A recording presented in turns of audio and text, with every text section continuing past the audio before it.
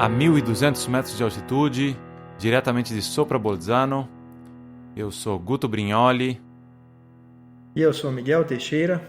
E nós estamos aqui para mais um podcast Faça-se a Música, diretamente da Itália, em pleno outono de 2020. E mais uma série, na versão outonal do lockdown italiano. Exatamente. Miguel, e a gente precisa... Estamos aqui gravando à distância, né, Guto? Exato. Estamos gravando à distância. Exatamente. Não vemos a hora de voltar a gravar em presença, mas para a gente não fazer uma pausa aí no nosso podcast, estamos gravando assim.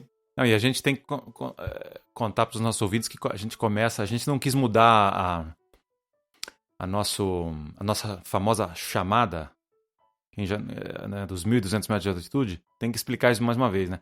A gente não está em Sopra Bolzano, mas somando a altitude do Miguel, que mora em Barbiano, a 1.000 metros, mais os 250 aqui de Bolzano, a gente soma 1.200 metros, né? Então a mentira não é completa. Exatamente. E Sopra Bolzano é a cidade no meio entre as nossas, então tá certinho. Exatamente. Sendo condescendente, a gente continua dizendo a verdade. Exatamente. Mas aí, Guto, qual é o assunto de hoje? Pois é, eu resolvi... A Itália está com uma ferida aberta agora, porque, né, eu sinto pelo menos assim que a Itália é em todos os temas ligados às crises do ano de 2020, a Itália sempre aparece de alguma maneira, né, como o berço do início dessa loucura toda, da pandemia, do lockdown, isso, aquele outro. Então eu resolvi... A gente tinha falado de Wagner no último podcast, quer dizer, falamos de Debussy, mas a gente acabou citando Wagner, e eu resolvi, me veio em mente trazer uma figura, um personagem italiano, na verdade, nascido em 1954, ou melhor, 1946 do século passado, que é que nos deixou em 2001, que é o diretor de orquestra, o maestro Giuseppe Sinopoli, que era, entre tantas outras coisas, a gente vai aqui falar um pouco dele e de vários compositores que de alguma maneira ele acabou sendo ligado de maneira muito efetiva. Entre tantas de suas especialidades e das suas aventuras no mundo do conhecimento, porque ele não era só maestro, ele era médico, ele era arqueólogo e escreveu livros, romances, enfim. Mas era conhecidíssimo por sua proximidade com Richard Wagner. Ele foi, inclusive, o primeiro italiano a reger o ciclo dos Anéis de Nibelungo em Bayreuth, no festival dedicado à obra do Wagner, né? E criado pelo próprio Wagner. Então, Giuseppe Sinopoli me parecia um personagem a gente pode começar a tentar falar, enfim, a decifrar algumas coisas desse personagem de diversas facetas, vamos dizer assim, nesse primeiro podcast, não é, Miguel? Eu acho que, e uma das coisas que eu te falei quando eu quis trazer o nome dele ao podcast foi justamente o fato, vamos trazer alguém que também não é só músico, mas ele era também médico. Você sabe que, por exemplo, a tese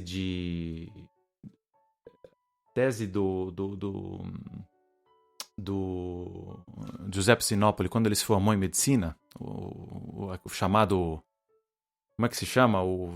A tese de final de curso, não é? Sim. Se chamava Desvios e Momentos Criminais na Mediação Fenomenológica da Ópera de Arte. Quer dizer, se o sujeito ele estava com 24, 25 anos de idade, né? Então você pode, já pela tese de final de curso dele aí, você pode ver que era uma figura que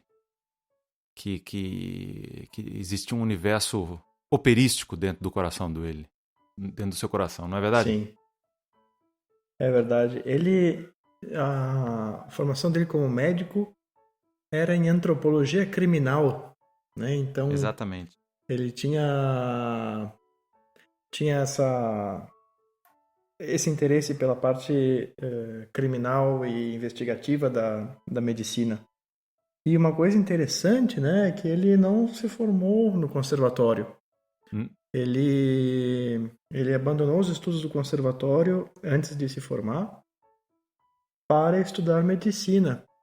E depois ele fez carreira como músico através da prática, né? Porque ele começou a frequentar os estudos de composição com o Ligeti e com o Donatoni na escola de Darmstadt.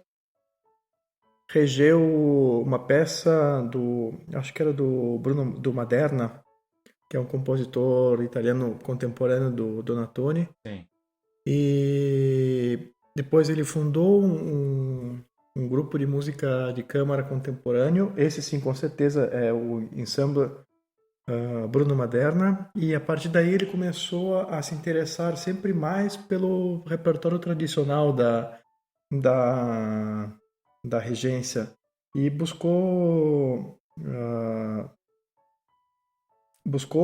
oportunidades de reger esse repertório de Verdi, Wagner, e estudou inclusive com o Hans Swarovski em Viena, né? Que é Que é um dos grandes mestres. talvez o maior nome da regência no século XX. Exato, o Swarovski foi também professor, entre muitos outros, do Zubin Mehta e um grande regente brasileiro, o Isaac Arabchevsky, também estudou com Swarovski, né?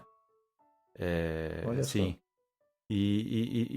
Como você estava dizendo, o Sinopoli foi, bom, já com seu diploma em medicina, eu acredito que ele cursou alguns anos no Conservatório de Veneza, Isso.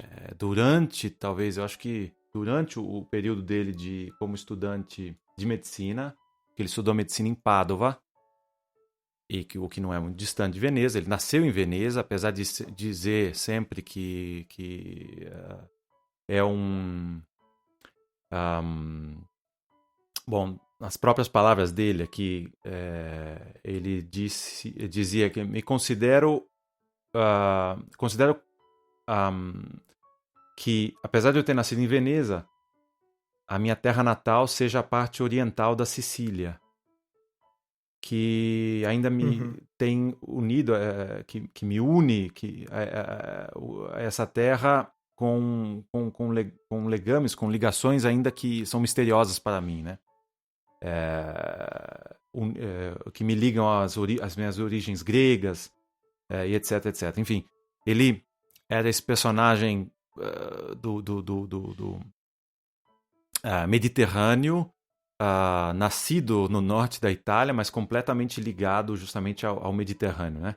E, enfim, ele nasce em Veneza, vai estudar medicina em Pádua e cursa alguns anos, acho que 2 anos, no Conservatório de Veneza, justamente de composição. Ele tinha começado a estudar órgão e contraponto quando criança, quando jovem, ali em Veneza. E depois, como você disse, ele acaba trilhando um caminho fazendo até uma certa liberdade, já porque ele já tinha um diploma, vamos dizer assim, né? Ele não estava tão mais preocupado com isso. Então ele vai justamente para Darmstadt e começa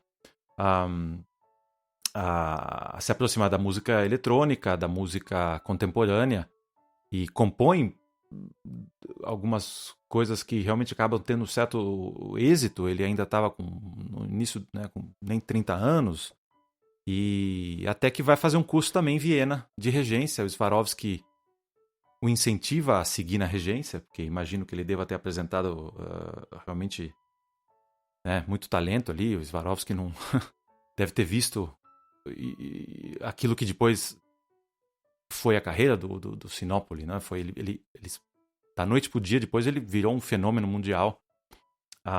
Então o Swarovski viu isso, e o jovem Sinopoli se dedicou à regência, e assim começa a carreira que foi realmente um foguete, assim, né? Ele rege no final da década de 70, a primeira ópera que ele rege vai ser justamente a Aida,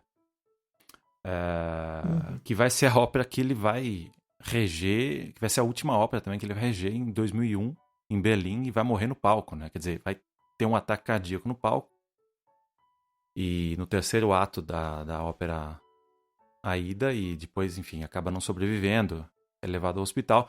Mas você vê que ele esse personagem, posso usar aqui, fantástico, né? No sentido que, poxa, ele começa dirigindo a Aida, a sua carreira pública, morre dirigindo a Aida, e é interessante de notar também que a carreira dele de compositor também, assim, ele ainda estava em dúvida, né? Vamos dizer assim, se ele ia se dedicar à composição, quer dizer, à regência. Em 1981, ele tem uma ópera estreada em Munique, a ópera Salomé. Eu estou procurando aqui quem que foi o libretista dessa ópera, que foi estreada em Munique em 1981. Vai contando que eu procuro aqui o nome do libretista. Como é? Pode ir contando a história que quando eu encontrar o nome do libretista eu te aviso. Tá. Então ele tem essa ópera estreada em Munique, e é um tremendo sucesso, é um sucesso absoluto. E ele já era aclamado na Alemanha como jovem compositor, estava com 36 anos de idade, ou 35 anos de idade, e já ali é interessante que alguns jornais italianos comentam sobre essa estreia avassaladora da ópera, e frisando que Sinopoli é ainda desconhecido, ou muito pouco conhecido na Itália, né? Então, é um triste sinal de que certos tesouros italianos não recebem o devido valor ainda principalmente nesse momento que nós estamos passando, né? Sim. Mas você achou aí, porque eu deixei de procurar. Você falou para eu contar a história, eu acabei não procurando. Achei. Um alemão. Diga lá. Sim, é o Carl Dietrich Greve. Greve se escreve com o A tremado, né? G-R-A com trema, W-E. E Lu Salomé, né? Lu Salomé não é a mesma. Lu Salomé era uma psicanalista alemã. Exato. Que provavelmente seja a mesma pessoa que inspirou Nietzsche a escrever as duas primeiras partes do Assim Falou Zaratustra. Só um pequeno parênteses aqui. Então o libretista é o Carl Dietrich Greve. Exato. E bom, depois o Miguel, mas me veio aqui em mente uma coisa. A gente faz um parênteses no Sinopoli, que na verdade é o gancho do nosso podcast, mas para contar um pouquinho mais de você. Você também você fez duas faculdades ao mesmo tempo lá no Brasil, em Porto Alegre, não é isso? Conta aí, você não é médico, sim. Mas você é compositor e engenheiro, é isso mesmo? Exatamente. Compositor, pianista e engenheiro. Mas antes de tudo, como eu escrevi no Gaúcho, né? E antes de tudo gaúcho. Exato. Mas Não, porque... É uma história bem complicada, eu tenho que resumir ela aí para... Sim, mas vamos, na verdade a minha pergunta, eu estou citando